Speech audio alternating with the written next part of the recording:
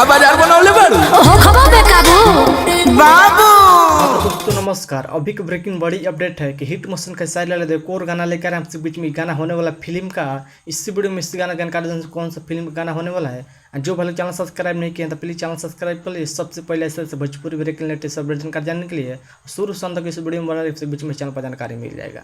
बता दें कि खेसारी लाल फाइनली फिल्म का गाना के पोस्टर जारी कर दिया। जब देख रहे हैं स्क्रीन पर जिस गाना का टाइटल है हिक भ निहारे द, हिक भ निहारे द, इस सॉन्ग को गाए हिट मोशन का साइला यादव साथ में कल्पना पटवारी गाना गाए। डोट गाना होने वाला है। यह गाना भोजपुरी खुद रूप में मिलेगा। बेहतरीन कमाल गाना होने वाला है हिक भ निहारे द।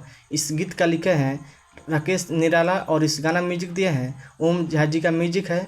जबरदस्त गाना होने, यह गाना भोजपुरी खुद रूप मिलेगा। ये फिल्म का गाना होने वाला है जिस फिल्म का नाम है रंग दे बसंती, उसी फिल्म में गाना होने वाला है।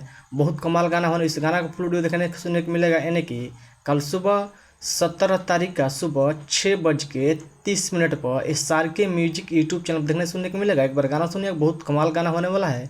यह गाना भोजपुरी खुद रूप में जबरदस्त कमाल गाना बनाए गए हैं जिस गाना का टाइटल है हिक भ निहारे। जबरदस्त कमाल गाना होने वाला है, जितनी तारीफ उतना कम नहीं है। आप जानते हैं खेसारी लाल का गाना सॉरी फिल्म होने वाला है जबरदस्त रंग दे बसंती, और आपसे बीच में 7 जून का रिलीज होने वाला है नज़दीकी सिनेमा घर में। आप लोग देखिएगा और जाइए आप सब बीच में कल गाना सुनिएगा।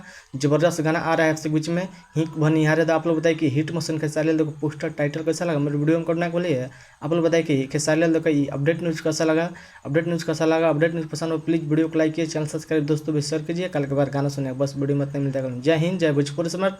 धन्यवाद। दबा के वीडियो को शेयर कीजिए। कल एक बार गाना सुनेगा हिक भ निहारे SR के म्यूजिक। धन्यवाद।